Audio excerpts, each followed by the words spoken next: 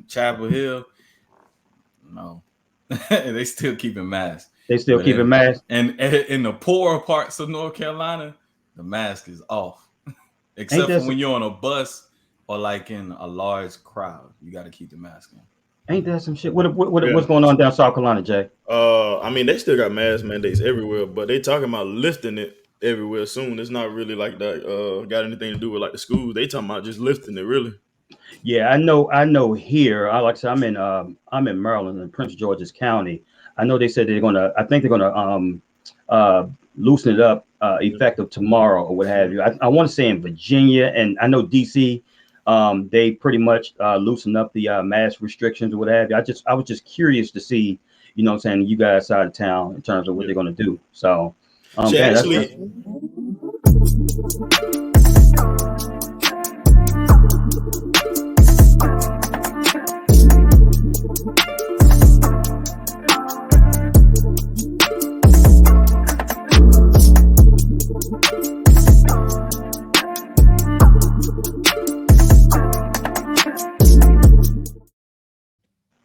welcome to the No Cap Sports Show podcast, where sports and convos collide. I'm your host, Fredo, with my co-host, Mo Money, and my other co-host, Jay Will. Yes, sir. What up, dude? What's going on? Dude? Man, I can't call it, man. I cannot call it. How's everybody doing? How's the families? How's everybody? Everybody good on my side, man. What about y'all? Everybody good over here. Yeah, we good over here in the DMV, man. Ain't no complaints, man. Like you said, like we was talking about earlier, man. These daggone mask mandate, loosen up restrictions type stuff going on or what have you. So just trying to figure out, what's what, and that's why I was asking you in terms of what are you guys' protocols, that they loosen them up or what? But what about the vaccination mandates? Have they got looser up there? To what, like jobs and stuff, like is it still like a requirement up there? Yeah. From what I know, bro, it's still a requirement or what have you. Yeah. Crazy thing is they about to have a big old situation at my job, man. They back in November like 17th, it was if you wasn't vaccinated, you basically was fired. Like if you wasn't vaccinated, you didn't have your first shot 2 weeks before that, you was fired. And now new company just came in and starting this week. Vaccination is not required no more. So all them people who lost their jobs and that's some shit out of a job and don't even need the vaccine no more. That's crazy. That's like thousands of people lost their job because of that. Yeah, man. I don't understand that because I don't know, bro. It's what I do know is this: with this pandemic within the past 2 years, bro, there's a lot of people that have decided not to ever work. Or what have you, period. Yeah. I don't know if they're going into entrepreneurship, owning their own business, or they just like, you know what, man, just mental health issues or what have you, bro. I was just looking at the news the other day. It was like, it's just a lot of people there are a lot of jobs that are available, but people, they can't hire because people aren't, you got interviews scheduled and stuff like that. People not showing up to their interviews. I mean, people just got a new way of thinking now, man, especially after this pandemic. So, in the long run, it's going to hurt our economical standing because manufacturing still has to continue. Right. Wood has to still get made, these parts, these computers. So if people in the United States don't want to do that job, that's when jobs move their business overseas. Right. When they move them overseas, they don't have to deal with all of this. You know what I mean? Because those people over there are living so poor, they'll do whatever, pretty much do whatever you tell them to do. And that industry ain't coming back. It's not coming back. Like you can look at my little town of King Street, South Carolina. We survived off textile. And there's about 7 vacant like plants because those businesses moved overseas for one reason or another. And they ain't back. And my town look like a ghost town. That's crazy, man. And so you saying that's the last thing we want is basically contract these jobs out overseas. Yeah, that's the last thing that the average American wants. I'm gonna be real with you. If you're in the middle to upper class, that's exactly what you want. Because the reason being is the people in the lower class who might have had houses, cars, whatever they had during this time, they're not gonna be able to afford to keep them. But guess who is? Wow, bro. Yeah, that's something. Yeah, you just put something on our mind right there, bro. Oh my gosh, man. Dang, it's definitely something to think about, man.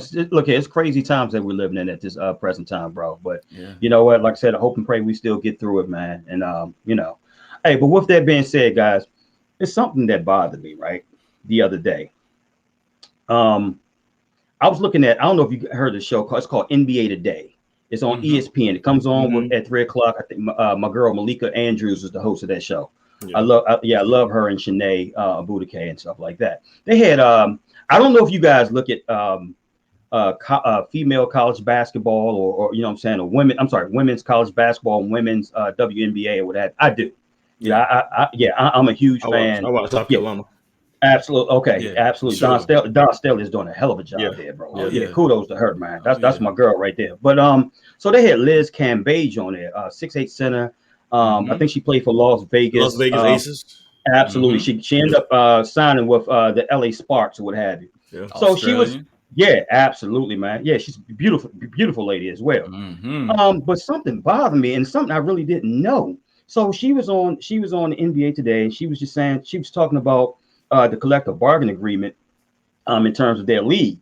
And she was basically saying something like their Supermax contract is like 200 and you know, don't quote me on it. I don't have all, I should have wrote the facts down or whatever, but she was basically saying something about the collective bargaining agreement that it pays them, like, I think the max that they can get is $250,000 or what have you in terms of a max contract.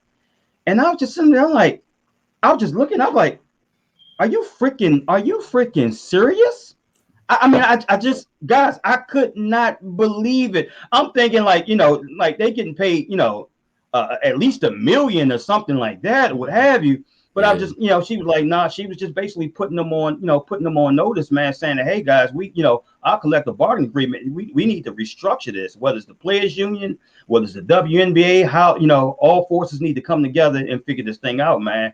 And like I said, it just, I just thought that was just totally unfair. I thought that was totally unfair. I think, you know, we know that the NBA itself, right, is a super entity within itself. I was thinking, I don't know if and you guys correct me if I'm wrong. Isn't the WNBA is like a subsidiary under the NBA? Yes. So it's a push. I don't know what the hell we can do. You know what I'm saying? They need to get paid way more money than what they're getting, man.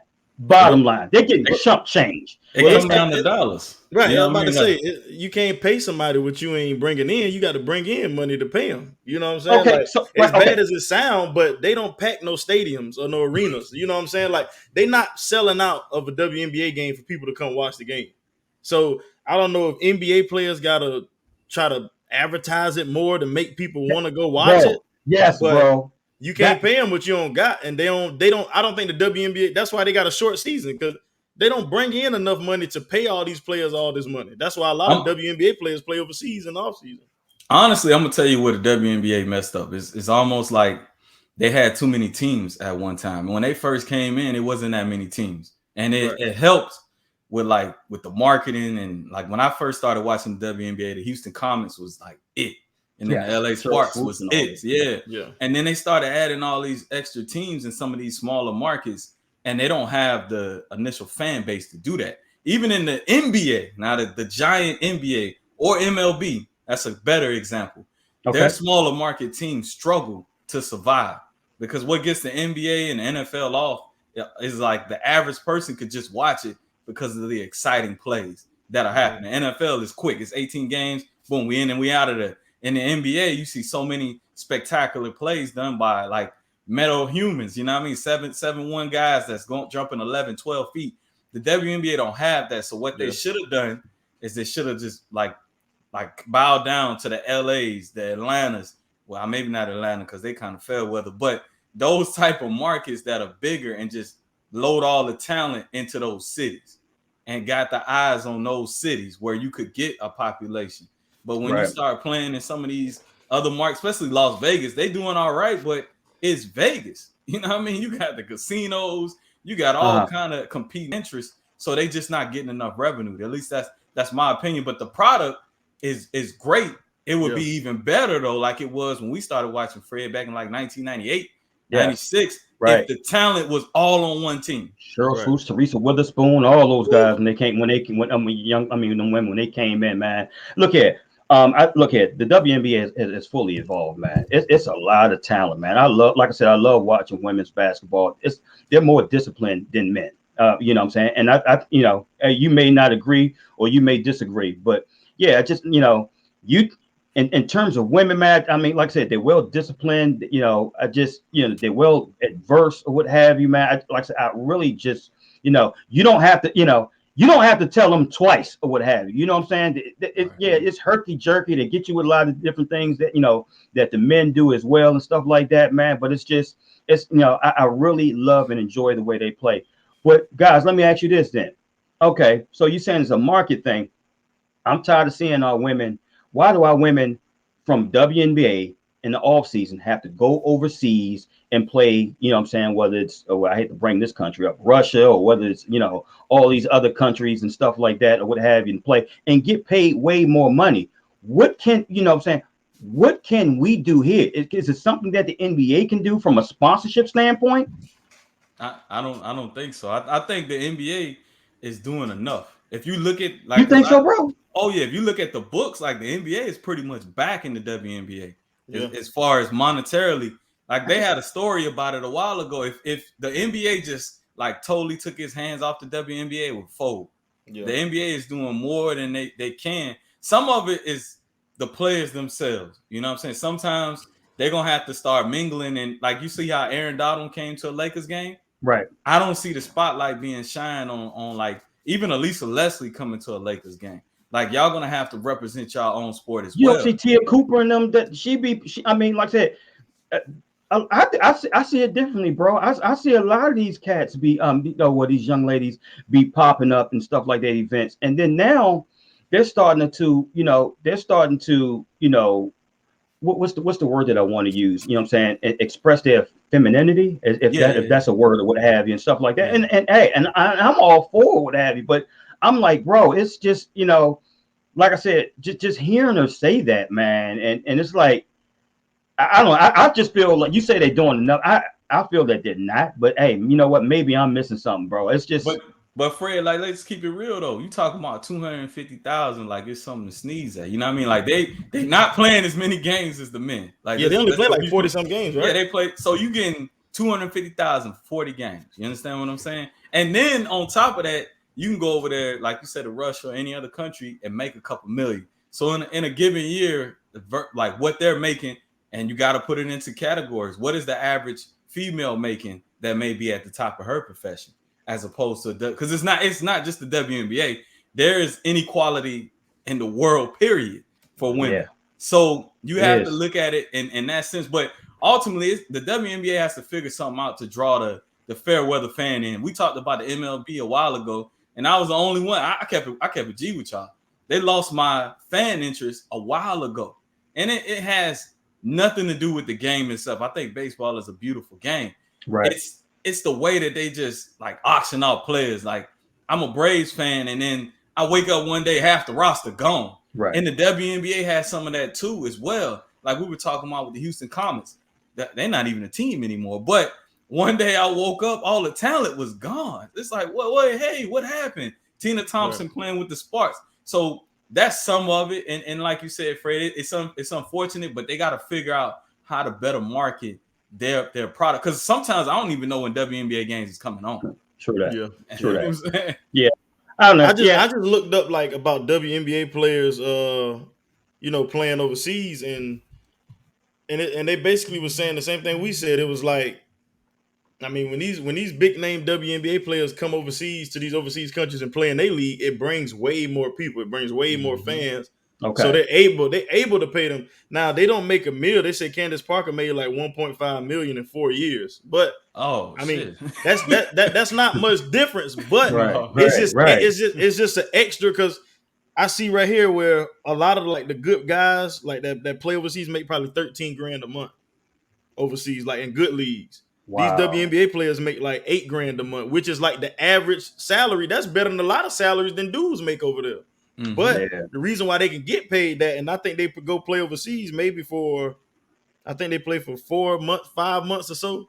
So they probably making 40 to 60 grand every summer during the off season on top of their contract. So some of these players probably making like 400,000, which ain't a lot compared to it ain't nothing compared to what NBA and all them make. But I mean, like Mo said, bro, like you playing a short season and you making 400 grand a year, like. I mean, it like I agree. a lot of people don't feel like it's enough. Right. I can see where you're coming from, but I've always been on you can't pay somebody what you ain't got, man. You gotta right. However you gotta do it, you gotta bring more revenue in to pay these players more. Yeah. And my last point, gentlemen, right? So my thing is, right, and I said it about the MLB. You can't make more money or you can't sustain if you're not drawing in people that's just fair weather fans. Right. Like the reason why we watch basketball is because we love the sport of basketball. But if you ask my wife whether she want to watch a WNBA game, she ain't watching it. And she's a female. I'm just keeping it playing with you. So but she will turn on the TV and watch an NBA game or watch an NFL game or watch a college football game, even college basketball during March Madness. But they have to figure out how to bridge that gap and catch the fair weather's fan attention. Because when they first opened up with the names that they had, but like I said, go back to the teams that they had. Right. Every team had 4 or 5, not just all-stars, Hall of Famers on their roster. They did. So when the New York Liberty with Rebecca Lobo met up against Lisa Leslie on the Sparks, and then Tina Thompson, it was only 5 or 6 teams, but it was epic. It was epic. Yeah, you're right, man. I would say I definitely hope the collective bargaining agreement, WNBA, and all parties that are involved that are very important figure this thing out, man. I do think they deserve to get paid way more than what they're getting paid right now. But great points on that, gentlemen. To your point, Mo, you brought up something too about the Major League Baseball season, man. Possibly, right now, possibly going on strike, effective if they don't have an agreement, by tomorrow or what have you. Yeah, man. What do you guys thoughts about that? I mean, I'm a diehard Washington National fan, just as well as I know you guys are Braves fan. I know Jay Will was in the parade and everything. Gonna think so. Yeah, I called this shit back in like October, November, right? So African and I speak and I try not to get down into the nitty gritty all the time, but African American spending power is the largest spending power. Even though we're a global majority, we're in that group. But we're still a minority, but our money is on a majority level. So where I think that MLB is missing out is when they didn't placate to the African American community. Because we keep the revenue flowing. Yep. We might not pack the stadiums, but we're going to buy your jerseys. We're going to buy your hats. And if we fall in love with the game in some capacity, we're going to continue to drive that revenue stream. And so the fact that they don't have, like, at least to my knowledge, like how the NBA has some sort of like backing in the AAU community. The NFL even has some flag football thing. I don't see that in the MLB. So what happens is now you're drying up with your revenue. And these players' contracts, it's the opposite of the WNBA. Their contracts have gotten too large for the owners to support. Right. When you got players making $300-400 million, you're not bringing in that kind of money. You understand what I mean? Like one player making $400 million. So that's what it comes down to. It's all about the money. It's all, and the owners are trying to grow the game, and the players are pushing back because the owners want an expanded like wild card weekend. Well, from what I read, that's just exciting to a fair weather fan. I'm just keeping it real, right? You know what I mean? But the players are pushing back, and I get from their perspective because it's wear and tear on their body. But they got to understand to get that $400 million, they got to give us something. You got to give up something. You do. That's my take on it. I agree 100%, man. It's like eventually, bro, it's kind of like they've been spoon fed and they've been babied. Like Mo said, bro, if you want this money, don't get me wrong. We are willing to give you this money. But if you want this money, bro, you're gonna have to play for it. I'm not finna I can't keep just giving you all this money and you don't want to conform to nothing. And like you said, I blame the owners for throwing out all this money that you don't got like that. I mean, it's the owner's fault. Like, I get it. I mean, I get what they're trying to do, but I mean, it's their fault. They was throwing out these big contracts and knowing eventually it was gonna catch up to them. That's their fault. Yeah. It's definitely gonna be interesting, guys, because they're saying that the owners, aren't even pushing back, man. They pretty much want to go on strike. So they don't even. It's like they don't even want a season at this present time, man. And I mean, the players are giving mad concessions, saying, "Hey, we'll give up this, we'll give up that." They said the owners are like, "Yeah, all right, whatever. See you when you see you." So I don't know, man. Because too, with that, Fred, a lot of baseball owners, if you go do the research, they own other corporations or other companies. So this isn't like they only like for the players, they're gonna be kind of not starving literally, but figuratively. Well, some of them maybe like the lower paid players, but yeah, they blow their money. Yeah, so but I mean they don't need it. You know what I mean? Like for some of them, baseball it's not their cash cow. It's like if you're talking about the NBA or the NFL, especially the NFL, they're like, no, we'll get you replacement players. We got to fill these multi-billion-dollar stadiums. So and then too, like you got to think about a baseball stadium. Like I'll give you an example, like the LA, I don't know, it's not the Coliseum, but SoFi Stadium, I think that's what it's called.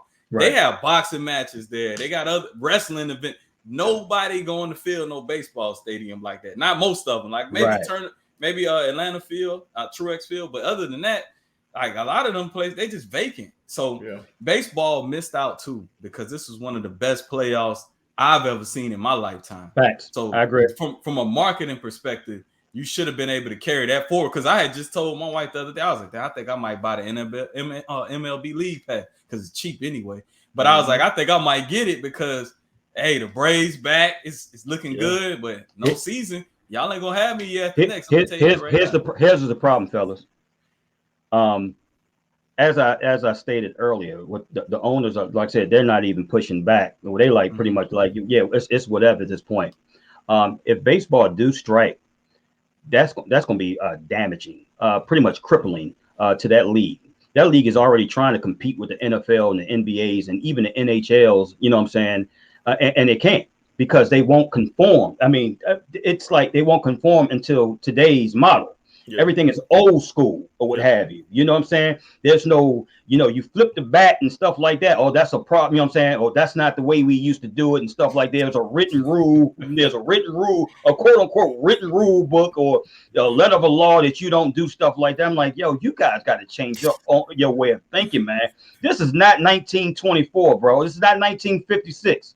You know what I'm saying? This is 2022, man. You guys got to get with the program. You guys got to market your players better. You know what I'm saying? And that's how you know what I'm saying? You market your players better. Then you get your revenue would sustain over a period of time where you could be able to afford these $300-400 million contracts. Let me ask you guys this. As I stated, I'm a huge Washington Nationals fan, right? Although we're pretty much going, the MLB is headed to a strike season, what have you. It was mentioned a couple of weeks ago that the Washington Nationals offered Juan Soto $350 million over 13 years. He kindly rejected it.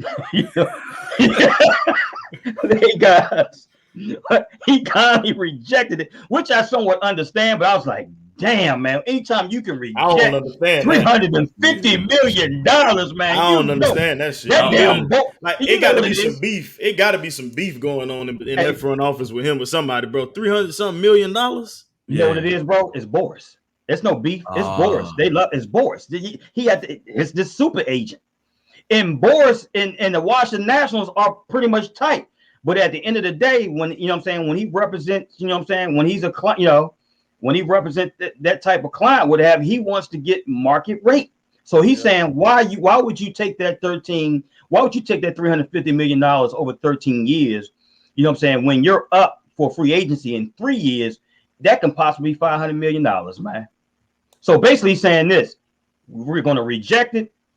Nationals, you got to come up with a higher number. They got a number in the back of their mind. It's probably 400. It could be 425 million and stuff like that. So they probably $75 million off, So they got a number in the back of their mind, or they're like, you know what? We'll wait to free. But I'm like, God damn, you can afford to do that, man. Tomorrow not always promised, man. I agree, bro. That should sound like Dennis Schroeder to me. I'm gonna be real with you. Yeah, I'm not waiting no 3 years. Nah, because you don't know what's gonna come out of this CBA. Right. If they come out and they say they got a hard cap in the CBA, you think you're gonna get 350? No, you'll never see 350. Well, he can't.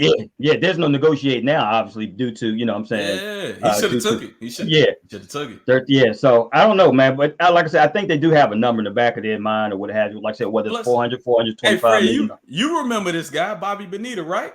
What if something happened to Soto, right? Hey, because it's life, you know what I mean? Like he can go out there, he get hit by a pitch, whatever the case may be, right? Facts.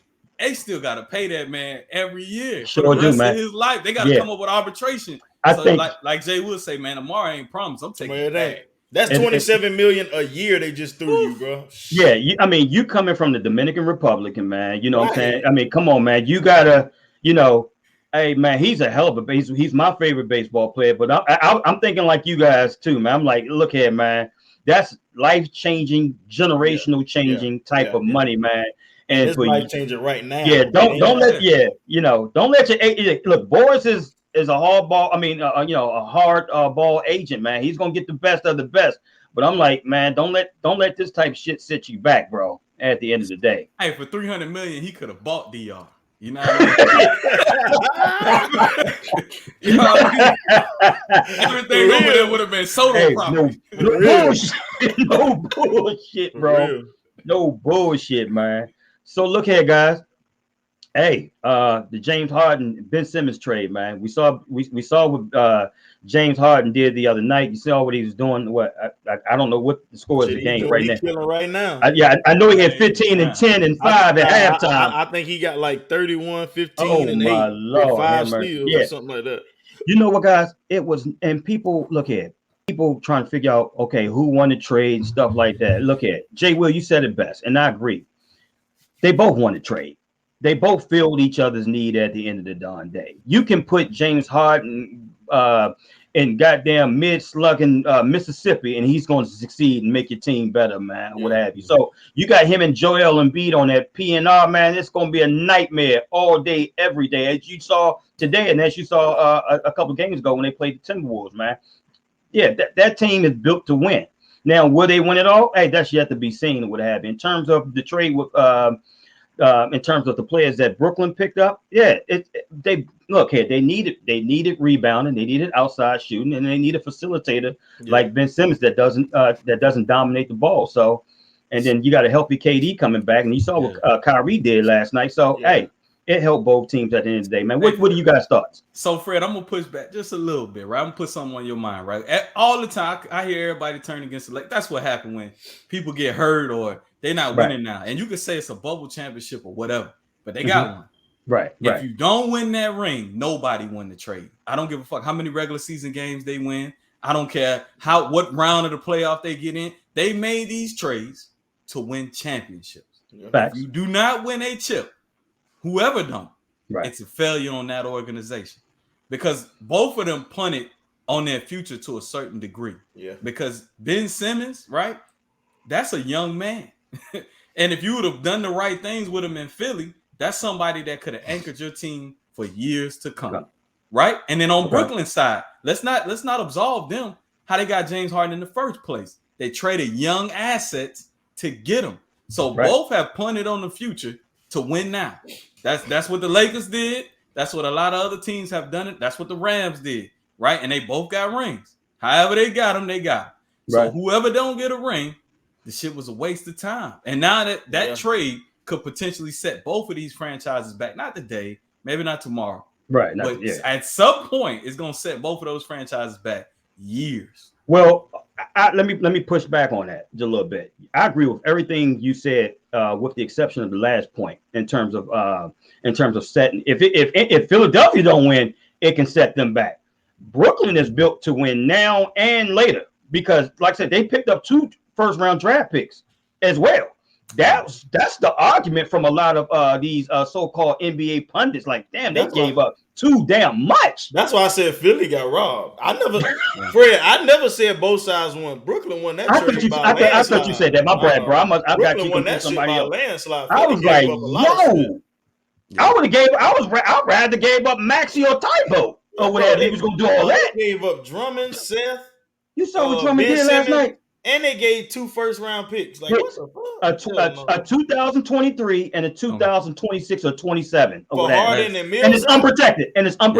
So, I didn't know about the 26, 27. Yes, that definitely sets them back. Now, why I say it sets Brooklyn back a little bit is unless Ben Simmons changes his game. Let's call it what it's. Seth Curry, Andre Drummond, those guys have proven to be high-level role players or role players at best, right? Absolutely. So, what happens with Brooklyn? They're in a market to where people don't even really want to play with KD. Like, nobody beating down the door taking pay cuts to come play in Brooklyn. It's not the Knicks. It's not some of these other organizations where vets will take pay cuts. So you really think they're going to do that to play with Ben Simmons? The motherfucker out there on the island. I don't know if it's just Australia-born players or what, but they kind of weird. This is the second one that's been a star come from Australia, and he's been kind of weird. So nobody is going to beat down the door, and to my recollection, that's going to play with Ben Simmons in the future. And we talk about draft picks. You got to hit them motherfuckers. Yeah, you got to do. Hey, but Mo, that's a fact. But I just don't agree with them because you giving them a 50% chance to hit. Like they might strike gold. They strike gold on both of them. You done set them up for years. Absolutely. And all they gave up was harder than Millsap. Right. And even if they don't strike gold, and if Ben Simmons is playing up to his potential, it's a no lose situation. Man, so fuck Ben Simmons. That's how I feel about Ben right now. I was on Ben's side. Ben done pissed me off. You done been off all this time. And you still pushing back. Doing this, doing that, man, and now you fucking so out of shape the way you do a workout and your back is sore and it's tight, and now they're saying he out until at least March 13, 14. You know what, bro? I out of shape. I didn't even know that, Jay. Weren't you glad you took some business advice from old cousin Mo? Because your ass would have been out some money. Hey, let me tell you something, bro. Hey. I appreciate you. I appreciate you so much, man. Because I was ready to push the button on them tickets. It was just gonna be Mitch Sherman was gonna be there. Playing. KD might play. KD is back tomorrow. I don't think Kyrie can play. Ben Simmons can't play. You might have KD, Embiid, and Harden. You gonna have KD, Embiid, and Harden in the game? Why Kyrie wouldn't be able to play? Because I don't think he can play in Philly. Yes, he can. They don't have no mandate in Philly, bro. It's only New York and Toronto. That's it. That's it. That's it, bro. Yes. And then New York and Oakland. And goes, I guess go say what. But I think Wiggins had to get mandated. Yeah, but and I know New York's is supposed to be the mayor Adams. He's supposed to be loosening the restrictions either this week or next week. Yeah. So then he'll be able to play home games. But the big draw of the game though was Ben Simmons. It was, man. Really, and that ain't happening. Wow. Yeah. Hey, viewers, when y'all see this video, man, leave a comment. Who y'all think won this trade? Because obviously all of us up here kind of disagree. Who y'all think? Comment in the video below who y'all think won the trade between Brooklyn and Philly, man. For the record, I agree with Jay Will 100%. Like them, but all I'm saying in the end, if you don't win a championship, you both lost. You know what I'm saying? Exactly, viewers and listeners. So yeah, to piggyback off what Jay will say, who you think won the trade? Brooklyn Nets or Philadelphia 76ers? Let us know. Go ahead and put, put your comments in or what have you, and we'll take a look at them and we'll respond back, as soon as we can. Thanks, we appreciate you. And specifically, Johnny Emerson, I know you're going to see this. That's what I was about to say. Ben Simmons. Comment when you see this. Comment on the video what you think of your boy Ben Simmons. And he free now. He still ain't playing. Yeah, but you know what, though? Hold on, Jay. Well, I want to go back to what you were saying, bro. Now, you mean to tell me they're saying what now? That he won't be back? Yeah, because I got to get this straight. Well, you said he won't Philly on March 10th. 10th. Yeah, they saying he will not make his debut by then, and I think their next game is like the look at. This is bullshit, man. This is that shit. I think the next game is like the 12th, 13th, or 14th, one of them days. Bro, he been here for a month. Listen, what are you talking about? They said possibly it's still in the air if he would make his debut the following game. If not after that, it will be mid to end of March when Ben Simmons. You know what, bro? This is what I wanted to see. Look here. I understand that there was a mental issue, or alleged mental issues that were going on with him. That's not for me to comment or what have you. I'm sensitive to it. I get it or what have you. What would have been best, man? You want to get this out your way now. You want to get this out the way now, not the playoffs. You want to face Philadelphia right now. You know what I'm saying? You want to go in that raucous environment, which we all know is going to be, or what have you, and face it, man. You need to face those demons straight up, or what have you, and let Philadelphia know what they was missing. Yeah. That's what it is, man. And if I find out anything other than, other than that, if it was just as simple as, the pressure of playing in Philly again, I'm gonna have a huge problem with that, man. Yeah, I'm gonna have a huge problem with that, man. When I saw that article, bro, they said literally this man was so sore and beat up after that workout because he was so out of shape, bro. Okay, now I do get it. Look here, being in shape is one thing. Basketball shape is totally different. Okay, and I agree with that. But this is my problem with it. While you're off fighting contracts and mental health, whatever you're doing, bro, I see this dude all the time. People reposting videos of him streaming video games on Twitch. He's going to different YouTubers being in their videos. So you're doing all of this, and now when the time to play the ball is in your court, you out of shape. That's what I got a problem with. I got a problem with the trade went down February 10th, and here it is on February 27th. And from what my co-host just mentioned, that you possibly might not even play in that game March 10th. That would be highly, I will be highly disappointed. That will be a month since you got traded. What the hell is going on, bro? I agree with Jay Will too, though, because Fred, like, check this out. You don't get into basketball shape practicing either. Like, even if he got to play 5-10 minutes, whatever. Look at Klay Thompson as a great example. Right. Klay came back. He just getting into basketball shape. Yeah, like, he played 16 minutes his first game. He just looking like Klay Thompson. Hey, bro, we just picked up Dragic off the street. He played. What the hell? I mean, come on, look, man. I saw an article. Matter of fact, I'm glad you said it because that brought it back to my memory. I saw an article from... I don't want to get up here and lie. It was from somebody, though, on Twitter said, how can we pick up all of these vets out of retirement from free agency to play on these teams, and they come in ready to go, but Ben Simmons this whole time been out, supposed to be working on it, and he's out of shape. I don't get it. Young man too, like young, you know what I mean? I don't get it. You know what I mean? Like, I don't even think Ben Simmons 25. I don't think so. Yeah, I think it's 25, bro. Whole but time, but he ain't older than right. With the whole COVID thing, he couldn't even practice with the team. He couldn't. And bro, he came in just like that and scored 20, just like that. So I'm not. Now again, I don't know if they're just. I don't know if they just behind the scenes it could be mental issues or what have you, because he said he's still not all the way there. Although he said he's better or what have you, but he's not all the way there.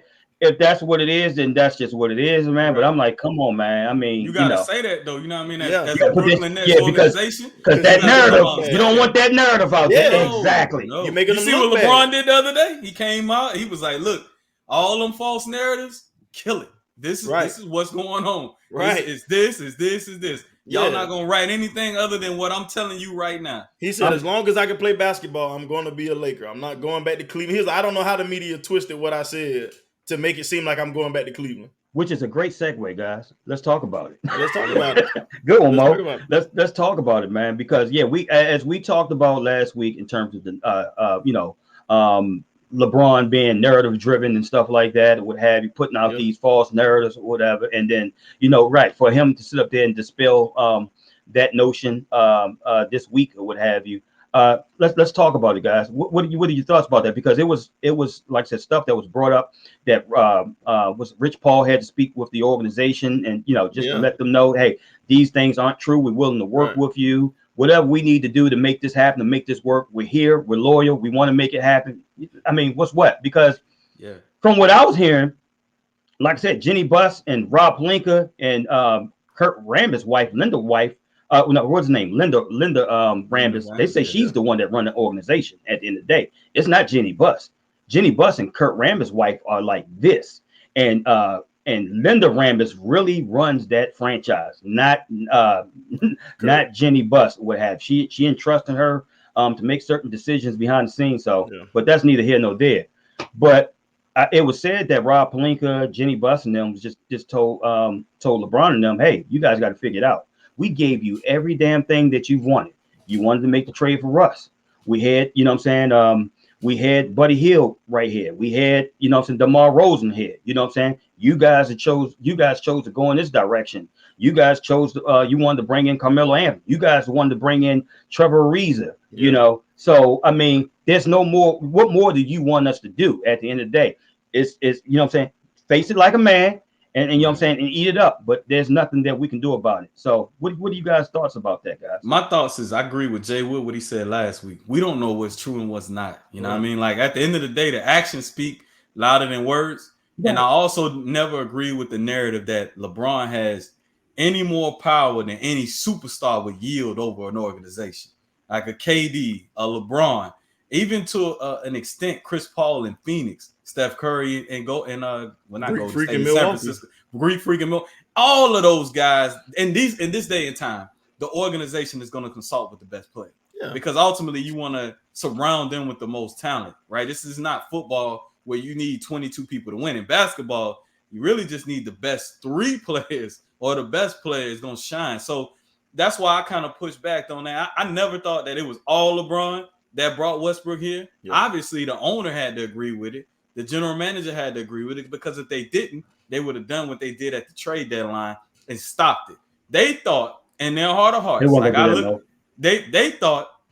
I don't think it was a line drawn in the sand. Again, I'm just inferring with LeBron and Westbrook. I think he just wanted change to happen. Yeah. That's always been LeBron's thing. He's never said, I gotta have this player, I ain't coming. It was just change. I need something to happen. Because he felt like, that team that we had last year wasn't good enough. Now, did he want to get rid of all the players? I don't know that. I don't know any of that to be fact, but I do know he wanted change. Yeah. As all Lakers fans wanted. Yeah. I didn't want Russell Westbrook, but I wanted something different. Yeah. I didn't want to, you know what I'm saying? So I think that's what they're saying. Like, we made changes for you, and some of these changes you had input. So now you got to make it work, because we don't have any more, rocks that we can turn over. Like, I think they felt like how I did with the John Wall situation. Like, man, you don't want to get into that contract and not be able to get out of it this summer. Because I think Rob Pelinka and the organization, now I'm not saying it is or it isn't, but in their mind, they're thinking, we're the Lakers, we can still attract a Zach LaVine, a Bradley Beal. But if we get into this John Wall contract, we're stuck. Because if they get into even if we just don't do anything this year, they can get off the Russell Westbrook deal because it's an expiring contract. Yep. In the NBA, that thing's like gold, right? I don't think Russ is an expiring contract, bro. He is. It is. So he has an opt-in, right? If he opt in the next year, that's the last year. Do you think right? And why would he not opt in, bro? He's gonna opt in. What I'm saying, the year John Wall has the same contract, right? No. John Wall has an option through 2023. Russell Westbrook's options stops next year. After next season. So he can go to the Oklahoma City Thunder, buy him out. You see what I'm saying? Yeah. He's opting in. That's $47 million. He's going to opt in. And he's going to opt in. And the Lakers going to trade him. They're probably going to have to attach that 2027 first round pick. But guess what? That salary comes out the book immediately. Yep. And now you can slot a Bradley Beal, a Zach LaVine, or 2 players into that slot. So I believe in my heart of hearts, the organization is looking out for the long term. Where if you're LeBron, you like, I'm going to play with John Wall now. Also, let me push back on the John Wall narrative. We ain't seen John Wall in a year. The last time I saw him play, he looked like Russell Westbrook. You know what I mean? Like, I'm just saying. He's a prototypical point guard, though, bro. No. That year he played with Houston 2 years ago? Yeah. Bro, last year. He averaged 21 and 9. He shot 46% from the field. That was better than Westbrook. He's better, He's a prototypical point guard. He ain't gonna turn the ball over like that. And what was his 3-point percentage? Because whatever he did with the ball, I don't know. It was better than Westbrook. It was better than Westbrook. The turnovers, I don't know. I know he was turning the ball over in Washington. Yeah. That's what I'm speaking from 3-point percentage and turnovers. Right. Like, because whatever he did with the ball, he's not gonna do that in LA.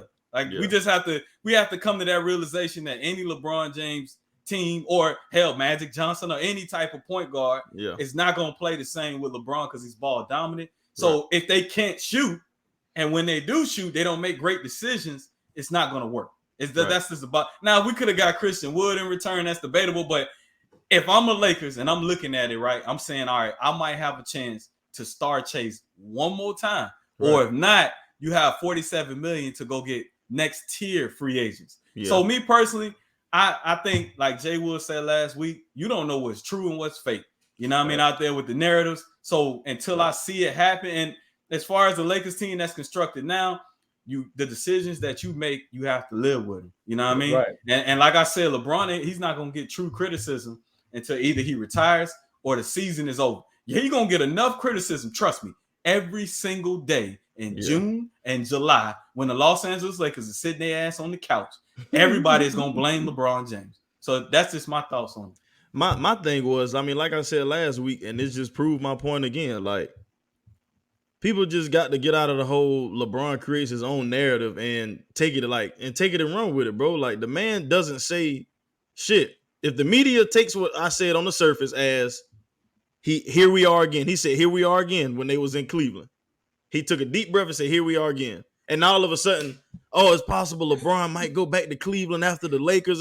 Like, bro, that's bullshit. Like, I don't see, you can't get mad at the man if I'm a human. I'm going to talk. If I say something, bro, and the media is always going to pick on whoever can get them views.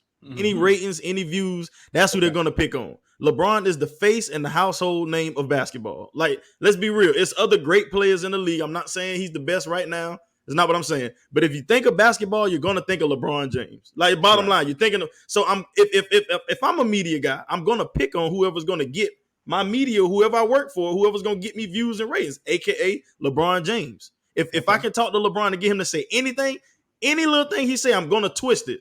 I'm going to twist it to put some articles out there. Because if you put LeBron James' face and his name in your title, you're going to get views. So that's what they do. And then I'm glad he spoke up and said, I'm going to, as long as I can play basketball, I'm going to be a Laker. I'm glad, because I'm pretty sure he hears it as well. It's not just Fred and Ron. It's people that's on TV that claim LeBron make his own narrative.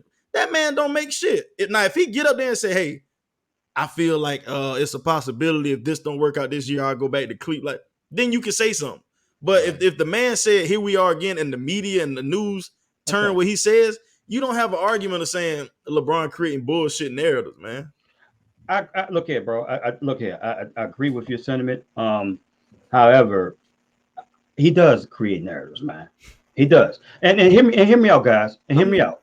I always tell you, I don't dislike LeBron. I like LeBron. Is he my favorite player? No, he's not. But I'll be a fool if I sit up here and tell you that he's not a top 2, top 3 player ever. Okay.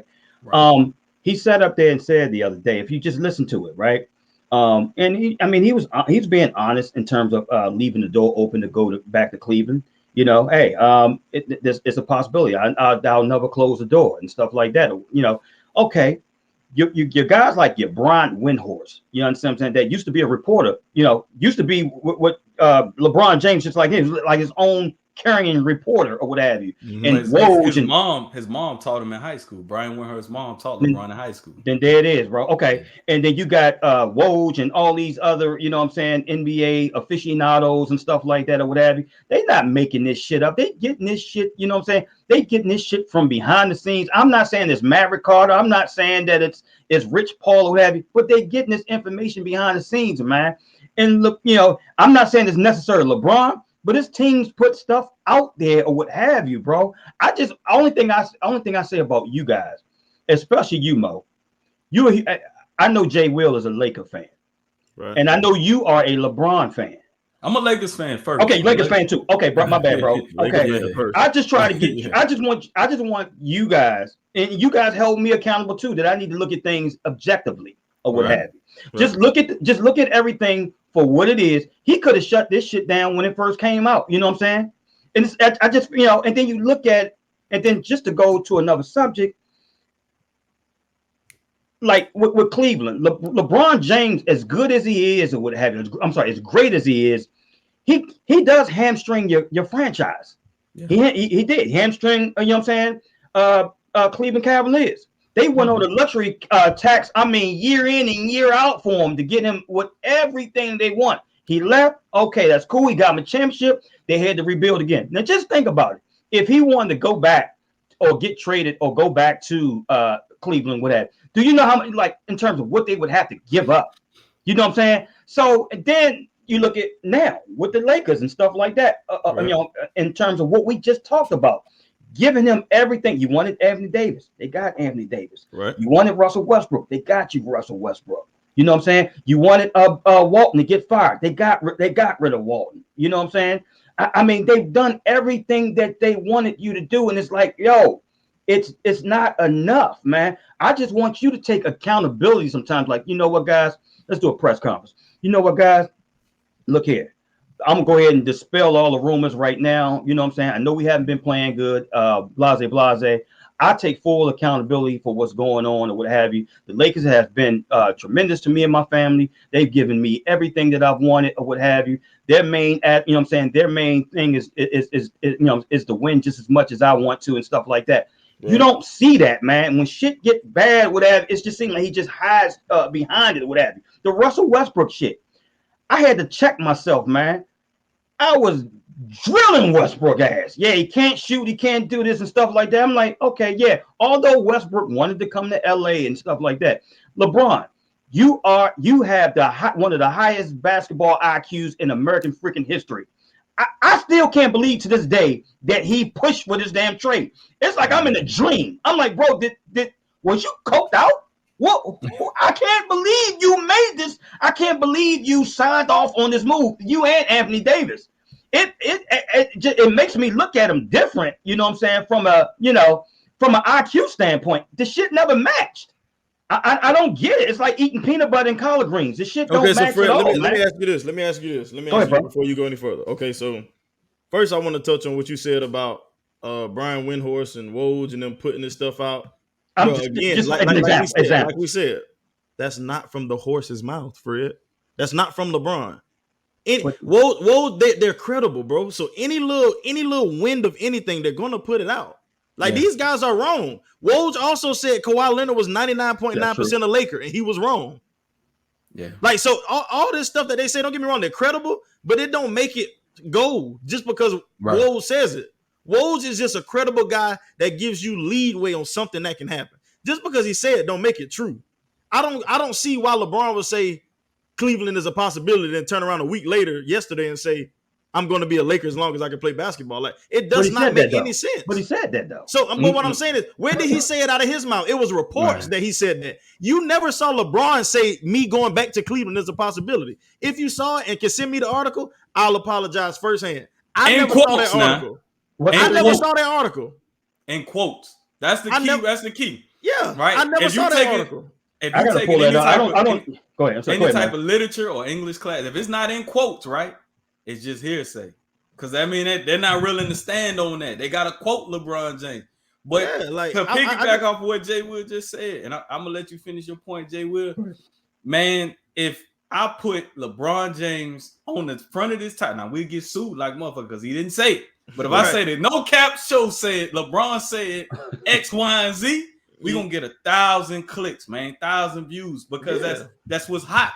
But it doesn't mean LeBron actually said that, or he said it in a different way, and then we took it and ran with it. Right. Yeah. But my other point was about when you were saying LeBron should take ownership. So I'm just going to ask you, and I just want a simple yes or no. Mm-hmm. Do you hold and look at KD to that same standard? Yes. So are you upset with KD of how the whole Harden situation spiraled out? Has he stepped up and said, you know what, I take full responsibility because I wanted James Harden here as well. It didn't work out. Nothing happened like we planned, and it all blew up. He did. He wanted him, and he wanted him here in the worst way. It came up to the last hour or what have, where he just said, you know what, hey James, James was steadfast. Hey Philadelphia, man, he called, he texted management, he texted the owner, what have, had him on a 3-way. And that's what he wanted to do. I mean, Kevin Durant can't make him stay here. Kevin Durant did not want to make this trade at all. I'm asking, did KD say, I take responsibility for it not working? Because Kyrie can't take responsibility. He wasn't playing. KD was playing. So did KD come out and say, I take responsibility? But why would he? KD got hurt. They was in first place before he got hurt, bro.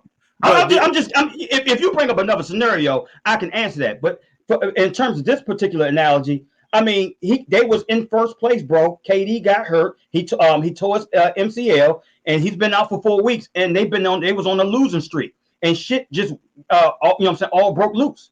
Other than that, I mean, so yeah. So I'm just trying to figure out what Jay Will is saying is though, right? You mortgaged the future, right, to bring James Harden in here, right? And he duped you, like he the motherfucker. He pulled and I get exactly I get what from Jay that Will perspective. Saying. Okay, because he doesn't have to come out and say anything. Like that, I'm just gonna be clear. That's what I'm saying. So he just like LeBron don't have to say it. Yeah, like he said it with his actions. He tried to get the motherfucker traded at the trade deadline.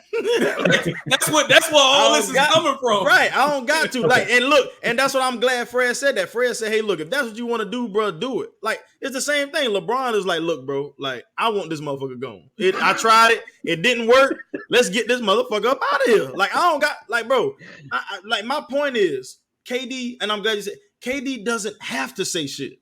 I just want to see if you was going to say, I don't think KD should have to say shit. James Harden is a grown-ass man. If you don't do what you're supposed to do, if you don't work on your craft, then you can get the fuck on. Same thing with LeBron and Westbrook. Bro, if you're not willing to conform and play how you need to play to help us, then you can get the fuck on. I don't have to stand up because you're not a child. You know what you're doing isn't right. You know you're not helping the team. I don't got to get up here and say I take full responsibility. I'm playing my best, but Westbrook is not helping, but I'll take the fall for that. Man, hell no. This man making millions of dollars. You've won an MVP. Like, bro, you know how to play the game of basketball. Now, whether you want to change how you play to help us or not, I don't got no control over that. Like you said, Westbrook is a grown-ass man. KD can't make Harden stay. LeBron can't make Westbrook change his game. Westbrook gonna play how he want to play. So if that's fine, if that's how you want to play, fine. But now it's time for you to get the hell on. I'm not taking responsibility for that. Right. From a basketball acumen perspective, this is what LeBron was thinking. I'm 37 years old. Russell Westbrook can help offset some of my minutes. Him and Anthony Davis could play pick and roll together. Westbrook could play wide open. Like, I don't think they envisioned a scenario where they were both going to play on the floor together for 40 minutes.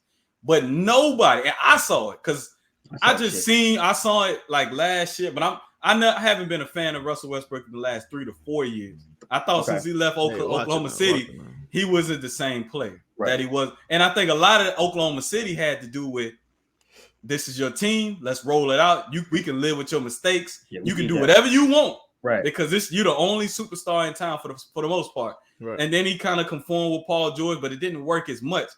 After that Paul George season, I kind of saw Westbrook a little differently.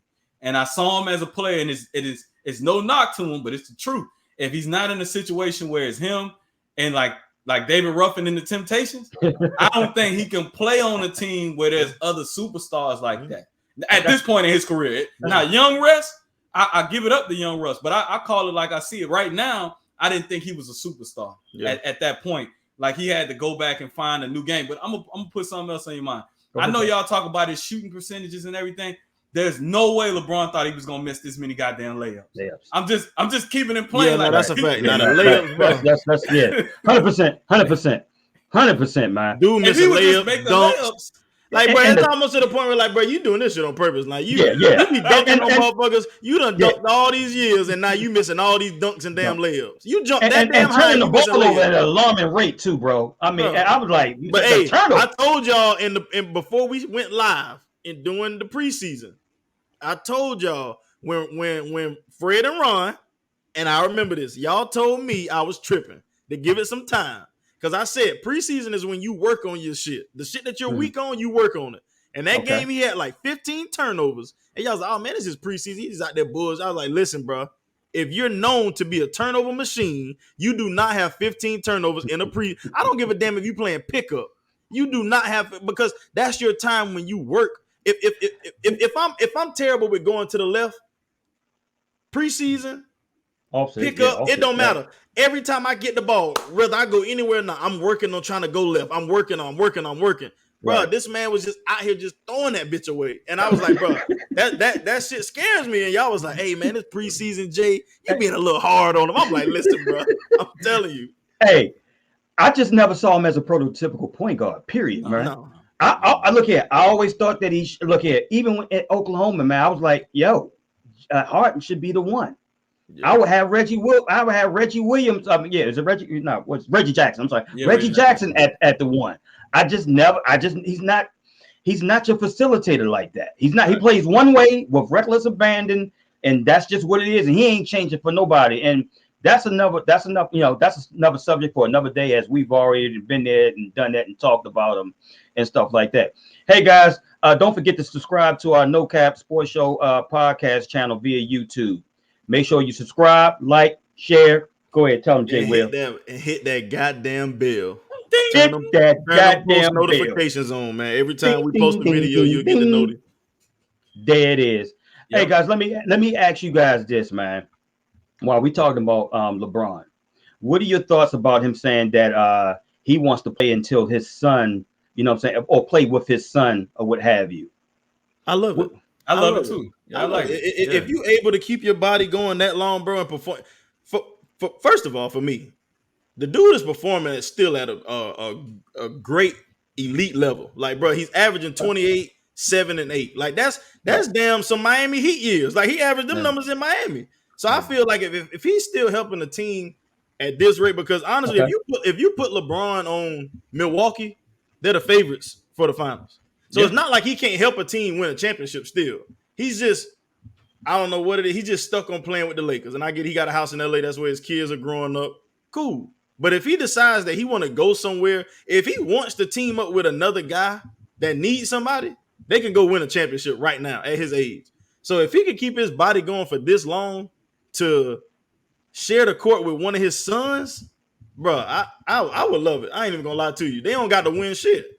They can go 0-82. It'll just be cool to see. Because to be real with you, ever since LeBron been in the league, we watched Bronny grow up. To be real, he was a baby when LeBron came in.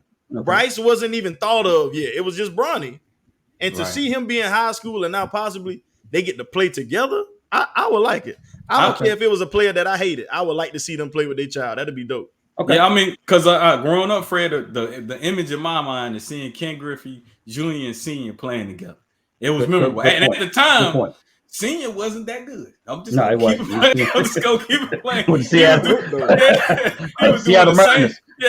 the same thing that LeBron did. His best days were behind him, but he knew his son was coming up.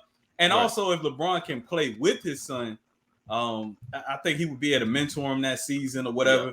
You know, kind of help him get adjusted to the NBA. And also, that probably be his last season, so he can kind of take a back seat. But I would love it. I would love it if he can still help him out. And I'll also put this on your mind. If LeBron can get another score, I don't think it has to be a super. It just has to be a score. Right. If Zach LaVine or Bradley Beal were wearing a Lakers jersey, they would still be vaulted to the front because LeBron still has the basketball IQ to make them successful. Even with 50% of Anthony Davis, he just needs to show up in the playoffs. Yeah. I don't even need him to play in the regular season no more. Just show up in the playoffs, and the Lakers will be fine. But to answer your question directly, Fred, I like it. Okay. I respect your points. I really do. I respect your mother shit. When he start off with that little head wiggle, I respect it. You know what, Jay? I try to think now before I talk and stuff like that. You know, I get too damn excited or whatever. So I just want to make sure I process everything before I say it. You know.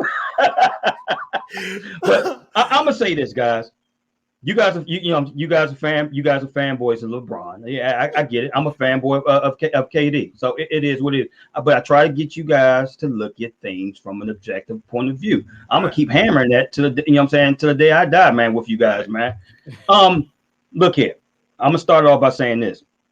LeBron has far exceeded every expectation possible. Right. To come up from a single parent household. Poverty, no dad or what have you, no, you know what I'm saying, no college education, drafted out of high school, married his high school sweetheart, got 3 beautiful kids, right? Put his best friends on, you know what I'm saying, they got their own thing going on, everything. I mean, he's a first ballot Hall of Famer, one of the best top 2, if not one, best basketball players of all time. He's far exceeded everything. Right. But don't you guys think that he put that much more pressure on Bronny?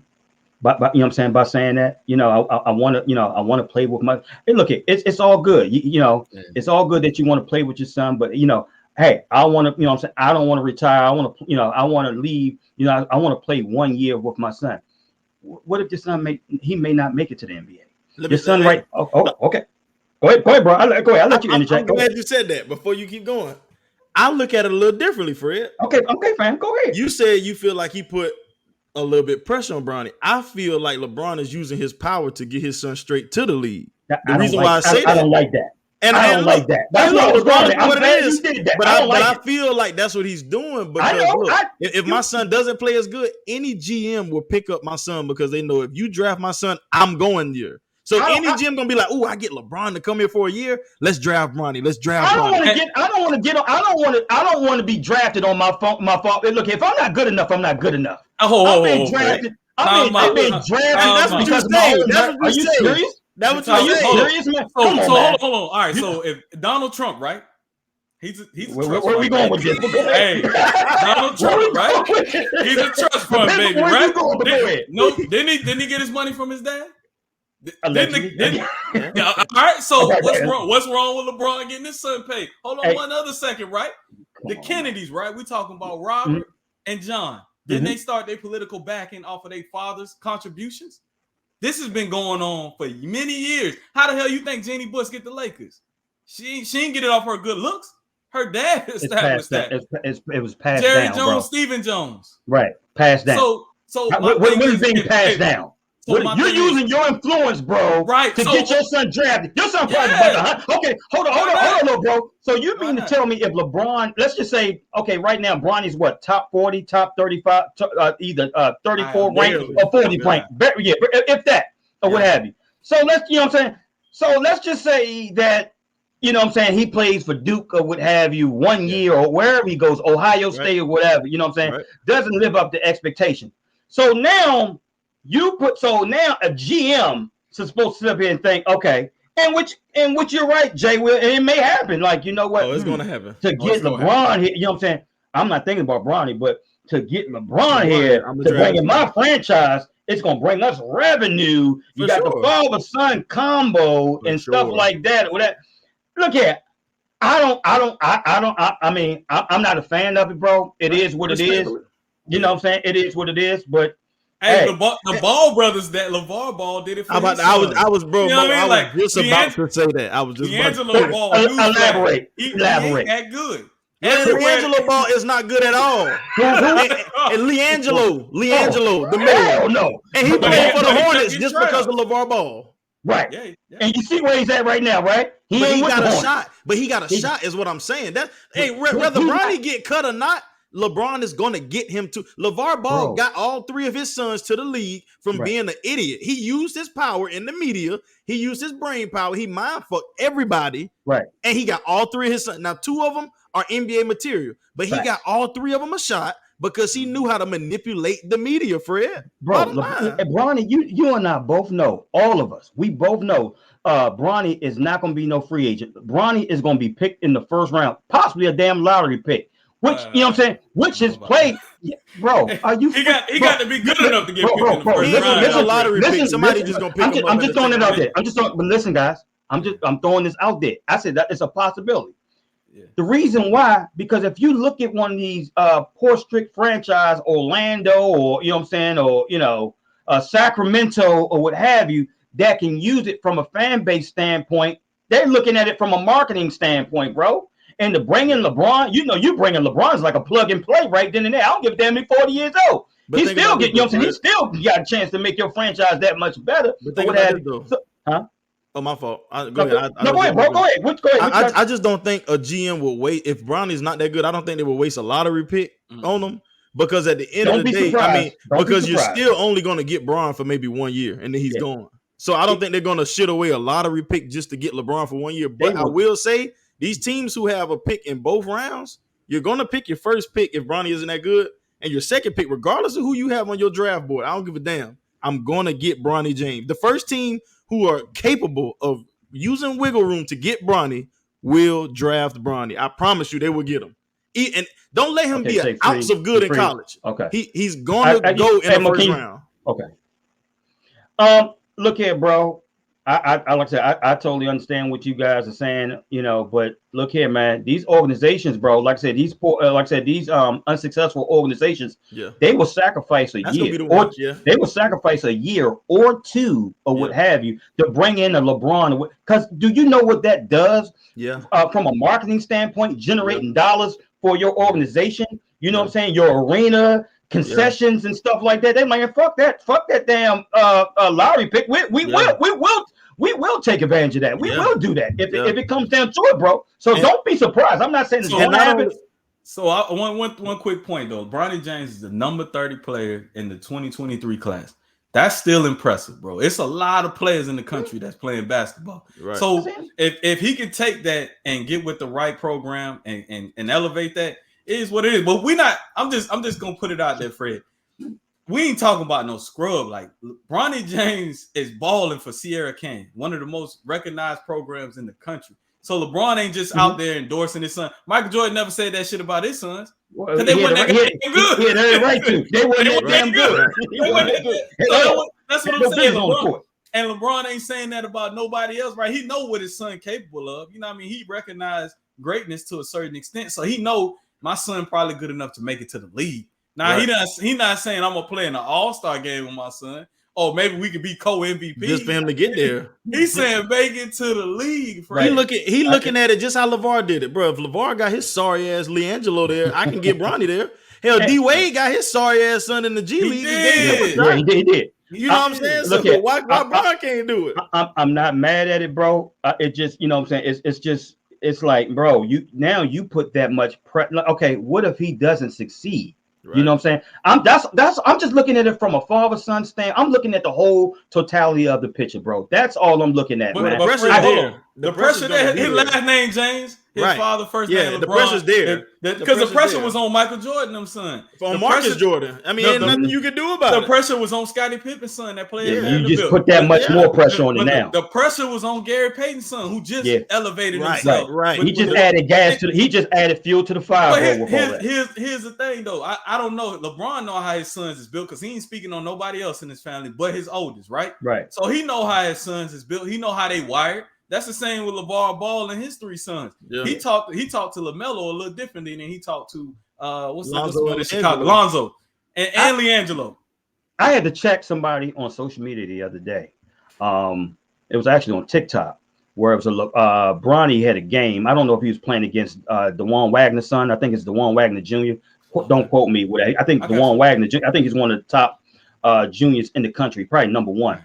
So, LeBron broke Bronny down and stuff like that. And then there was a comment, man. It was just saying like this. I came to this. I got floor seats to see this bum ass, kid and stuff. I'm like, and I guess my father, Antanas, came up.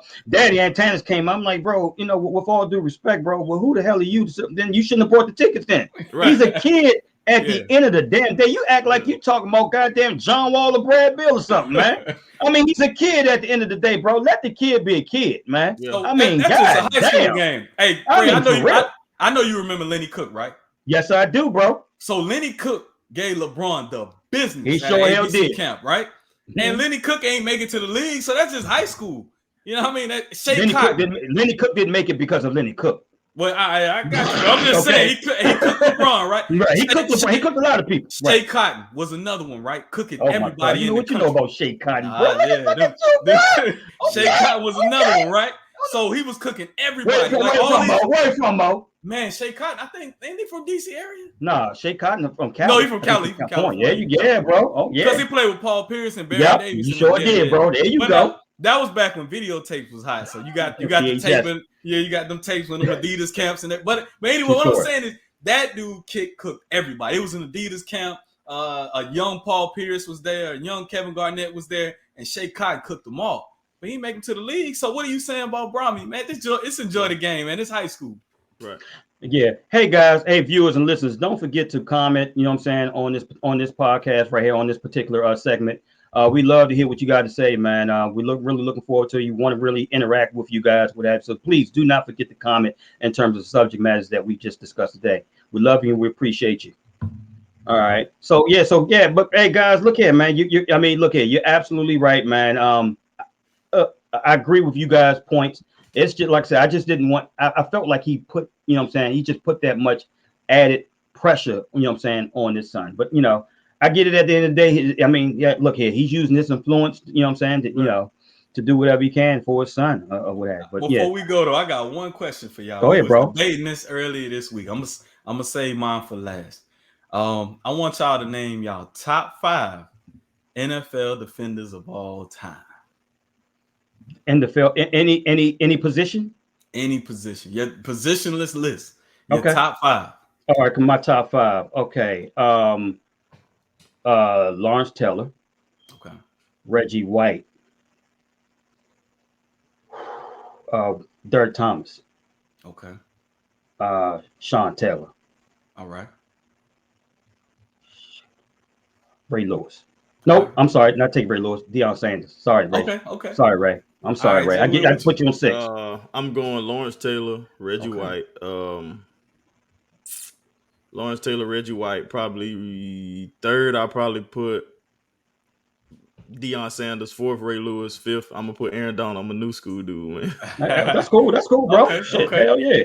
So I agree. I'm going Lawrence Taylor 1, Reggie White 2.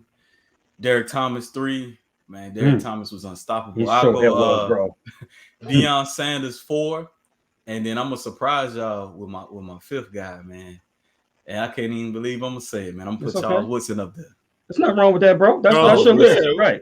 That boy made a Pro Bowl at 2 different positions. Cornerback and safety. So it's honestly, even though he made the Hall of Fame, he probably don't get enough love as he should, though. So for me, like Charles Woodson is like my Kobe Bryant, because I literally saw him play at Michigan. I saw him go to the Raiders. That boy had the Raiders playing in the AFC Championship game and the Super Bowl. Just think about that. And should have won that year if it wasn't for that tuck rule. But that's another subject for another damn day. They gave Brady one, but it's all good. We love you, Brady. Yeah. It's all good though. Hey, man. So another question from that. I just want to ask. I always like hearing this. Who's y'all favorite player from your favorite team? Give me one, like your favorite player ever from your favorite team. My favorite player ever from my favorite team.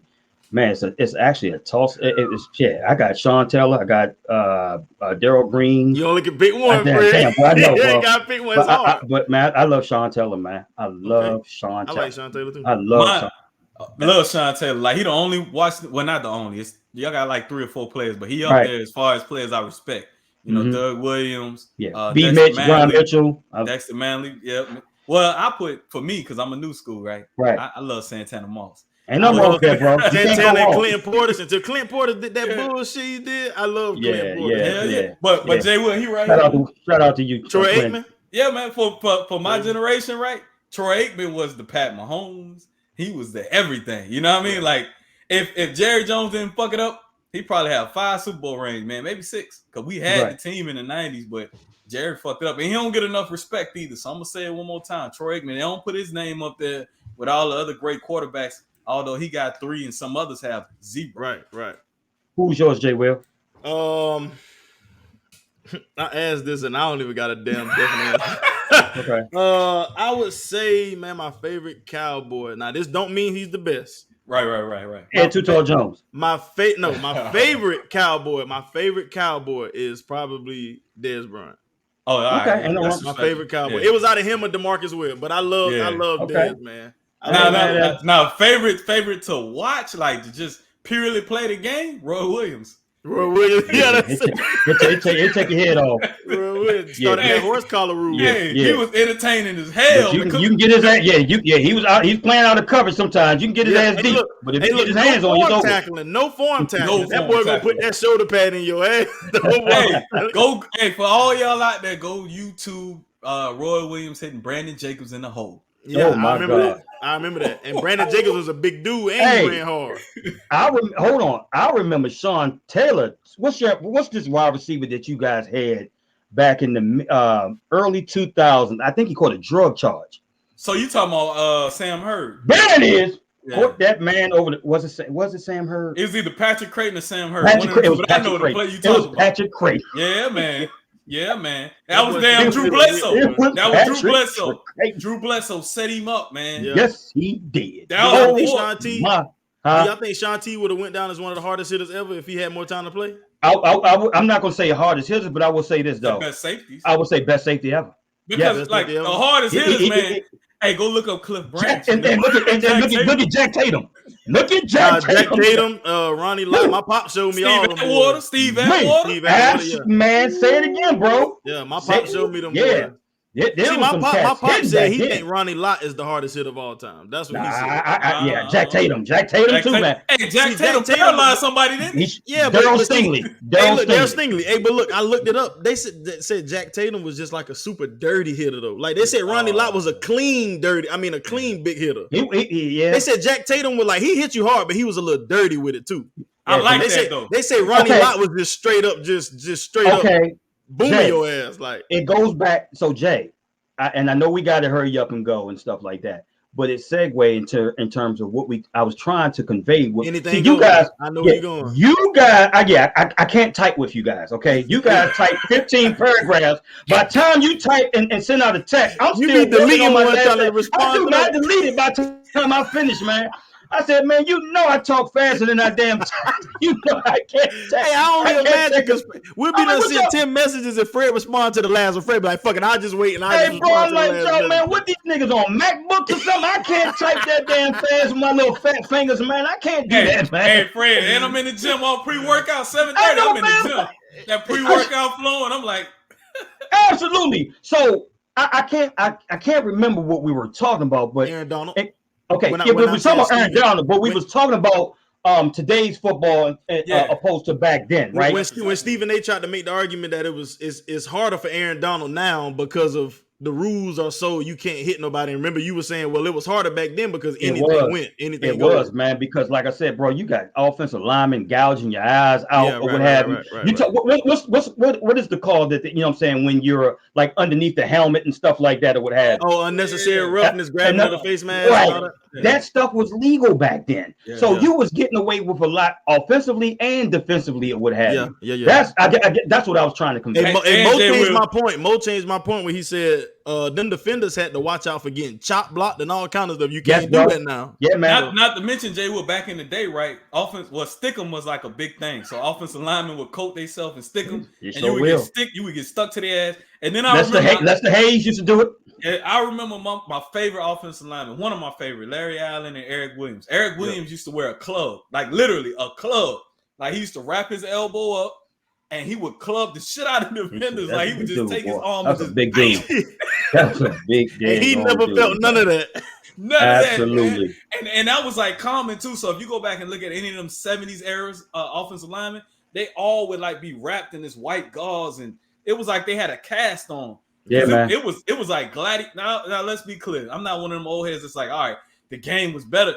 It was some things that was better, but the games was boring as fuck sometimes. It was. You know what I mean? Only teams that I look forward to back then, you know what I'm saying, was Don Coryell offense with San Diego Chargers, with Charlie Joyner and Wes Chandler and all those what's my Hall of Famer tight end? Kellen Winslow. Kellen Winslow. They were fun to watch. And then Miami Dolphins and stuff like that with the Buffalo. Exactly. Yeah, Buffalo. Those they were more air, you know what I'm saying? Like, you know, it wasn't a grinded type of offense. Like in terms of Washington, we ran the ball but we threw the ball as well because Joe Gibbs was under Don Coryell. He was his protege. So yeah. Hey, Mo, Jay, tell these guys what to do in terms of the comments or what have you via our YouTube. Please leave y'all comments. We had a segment that we talked about the top 5 defenders. We would love to know your top 5 defenders. Right. Please tell us about the Ben Simmons. Let us know. Do you think Brooklyn Nets are going to win it all this year? Do you think the Philadelphia 76ers is going to win it all this year? Or is Milwaukee destined to win it? We'd love to know that in the comments. Who is your favorite players from your favorite teams, viewers? And also, the main one I want to hear, I want to see all the viewers, every viewer that watch it, I want to know, do you think it's cool for LeBron to play with his son or not? Or do you agree with Fred? There it is. Absolutely. Good point, guys. Hey, so look here, man. Final thoughts, guys, before we go ahead and wrap this bad boy up. I keep saying it about the NBA season. I think you're starting to see the real basketball being played, whether win, lose, or draw. So I look forward to it.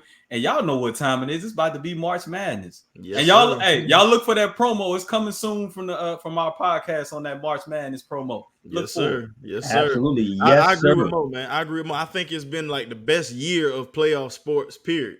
It started with baseball. Like you said, one of the best years. Football, I mean, that was just like one of the best playoffs I've seen. Of course, I'm young, but one of the best playoffs I've seen ever. And then I'm just hoping basketball and March Madness make it carry on because we didn't get a chance to talk about it, but number 1 through 6 went down yesterday. Sure hell did, 1 through 6 went down. That's why I love college basketball, bro. It don't matter about that number beside the name. You got to come to play every game. It don't matter. You do. Yeah, you're right. I was looking at that Gonzaga St. Mary's game. It was a pretty good game, man. St. Mary's came to play yesterday. Absolutely, man. You know what I'm looking forward to? The NBA, the second half of the NBA season, stuff like that. We may have a strike via the MLB, but you know what, man? This is the time where we start talking about free agency, and you know what I'm saying, and what is Dallas going to do? Is Washington going to trade for Deshaun Watson? You know what I'm saying? Or what are we going to do? Are we going to, are we going to draft a quarterback in the first round? Or are we going to trade back? These are things. That's what I love about NFL, man. It's all year round. If you don't play it, you don't see it. Guess what? It's rumorville season in terms of free agency. in terms of trade picks up. You know, you see and hear all that good stuff, man. So that's what I'm looking forward to, guys. With that being said, we appreciate you guys. We love you. We appreciate you rocking with us. We'll see you next week for another action-packed show, the No Cat Sports Show podcast, where sports and combos collide. Peace.